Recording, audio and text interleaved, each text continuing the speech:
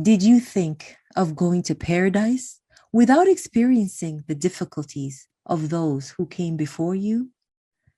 They were struck by misfortune and hardships and were subjected to earthquakes, even the messenger of that time.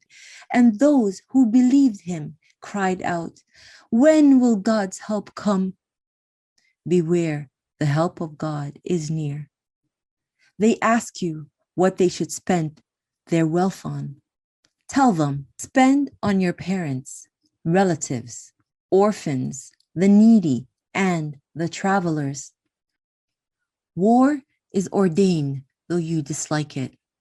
Sometimes you may dislike something that is good for you, and sometimes you may like something that is bad for you. Only God knows the whole truth, not you. They ask you about the sacred months and specifically fighting in them. Say, fighting in them is a major sin, but blocking the way of God and rejecting him, barring access to the sacred mosque and expelling its residents from it. These are even greater offenses in God's sight. A prolonged campaign of persecution is a far greater sin than a decisive battle involving killing. The disbelievers will go on fighting until they achieve what they want, that you give up your religion. But beware, if any of you gives up his religion and dies as a disbeliever, such people's deeds will come to nothing in this world and in the hereafter. These are people of the fire, where they will stay forever. The believers who migrated and struggled in God's way have full hope in God's kindness. God is the forgiving, the kind. They ask you about wine and gambling. Say, both are major sins.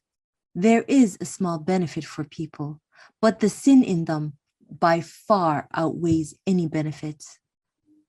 They ask you what they should spend in charity. Say, whatever you can spare. This is how God explains his verses to you so that you may reflect in this world and the next. They also ask you about orphans. Say, keeping their affairs and accounts in order is best.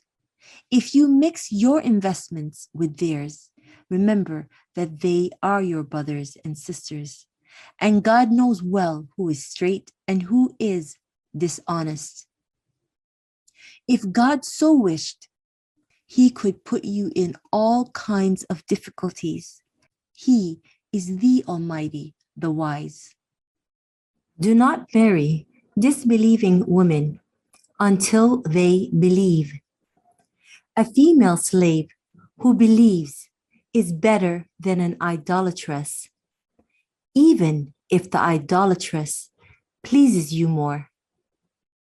Similarly, do not marry believing women to any idolater until they believe.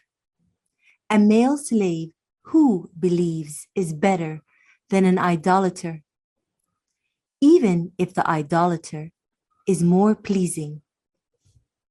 These idolaters invite you to the fire, whereas God, by his grace, invites you to paradise and forgiveness.